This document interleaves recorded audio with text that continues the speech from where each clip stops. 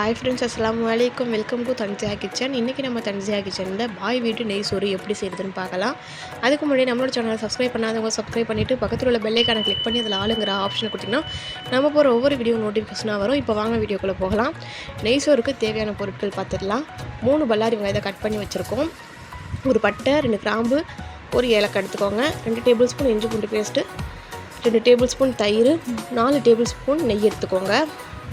புழுங்கல் அரிசியை 1 கிலோ எடுத்து நல்லா கழுவி ஊற வச்சுக்கோங்க 10 நிமிஷத்துக்கு முன்னாடியே. இப்போ ஒரு சட்டி வச்சுக்கிட்டு அதில் நம்ம நெய்யை சேர்த்துக்கலாம்.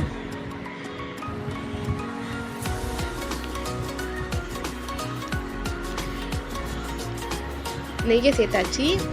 இப்போ பட்டை, கிராம்பு, ஏலக்காவை சேர்த்துடலாம்.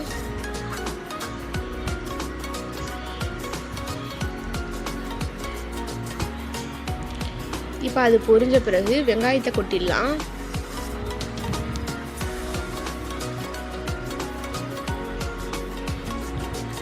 வெங்காயத்தை கொட்டின பிறகு நல்லா வதக்கி விட்டுடலாம். இது பொன்னிறமாக வதங்கக்கூடாது, ஓரளவு வெந்துருக்கணும், அவ்வளோதான். மற்றபடி ரொம்ப பொன்னிறமாக வதங்கக்கூடாது. பொன்னிறமாக வதங்கினா சோறு நல்லா இருக்காது. கொஞ்சம் வதக்கி விட்டுக்கோங்க, அவ்வளோதான். ரொம்ப லைட்டாக வதக்கி விட்டால் போதும். இப்போ பாருங்கள், இந்த அளவுக்கு வதக்கி விட்டால் போதும். இப்போ இது கூட இஞ்சி பூண்டு பேஸ்ட்டு சேர்த்துக்கலாம்.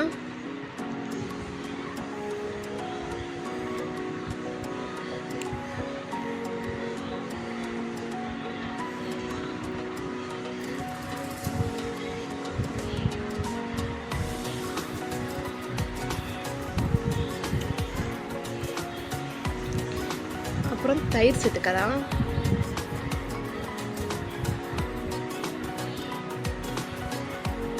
இப்போ வதக்கி விட்டுக்கோங்க.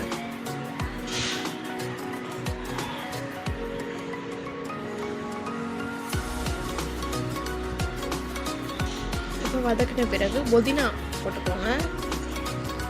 மல்லிக்கீரை தேவையில்லை, இதுக்கு புதினா மட்டும்தான். இப்போ இதையும் சேர்த்து நல்லா மிக்ஸ் பண்ணிக்கோங்க. மிக்ஸ் பண்ணிக்கிட்டு 1 கிலோவுக்கு இந்த சட்டியால் 2 வாட்டி தண்ணி ஊற்றிக்கணும். இப்போ 2 வாட்டி தண்ணி ஊற்றியாச்சு. இந்த சட்டி அளவு ஊற்றிக்கோங்க, 2 தண்ணி.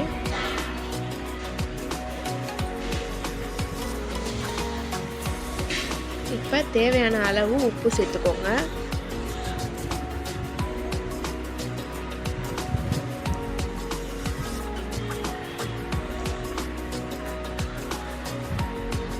உப்பு சேர்த்துட்டு மூடி விட்டுருங்க.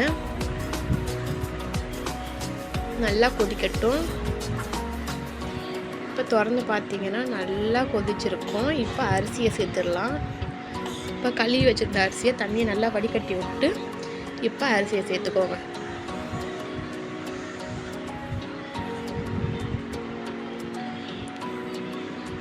இப்போ அரிசியும் சேர்த்தாச்சு.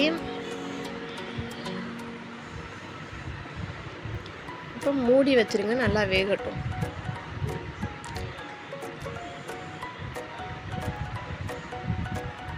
இப்போ திறந்து பாருங்கள், நல்லா அரிசி தண்ணியெல்லாம் ஓரளவு வற்றி கொஞ்சம் வெந்திருக்கு. இப்போ ஒரு அளவு கிண்டி விட்டுக்கோங்க.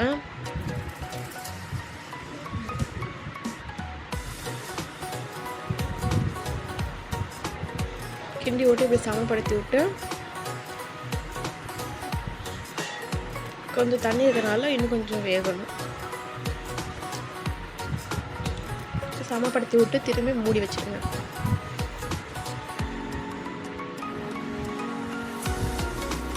இப்போது 2 நிமிஷம் கழித்து திரும்பி திறந்து பாருங்கள்.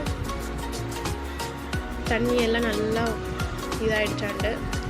தண்ணி எல்லாம் இறங்கின பிறகு கலர் பவுட்ரு, கொஞ்சோண்டு மஞ்சள் கலர் பவுடர் தண்ணியில் கலக்கி விட்டு சேர்த்துக்கோங்க. அப்படி இல்லைன்னா குங்குமப்பூ இருந்தாலும் குங்குமப்பூ தண்ணியில் கலந்து சேர்த்துக்கலாம்.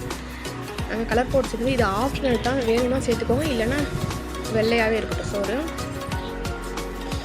நான் எங்கள் வீட்டில் நெய் சோறு ஆகுனா இப்போ கலர் பவுடர் தான் லைட்டாக சேர்ப்போம், அதனால் நாங்கள் சேர்த்துருக்கோம். உங்களுக்கு வேணும்னா அப்படியே விட்டுருங்க. இப்போ தம் போட்டுடலாம்.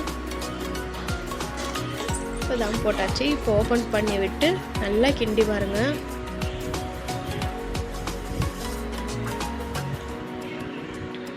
சோறுலாம் ஓரளவு தண்ணியே இல்லாமல் நல்லா வெந்துருச்சு, தண்ணியே இல்லை.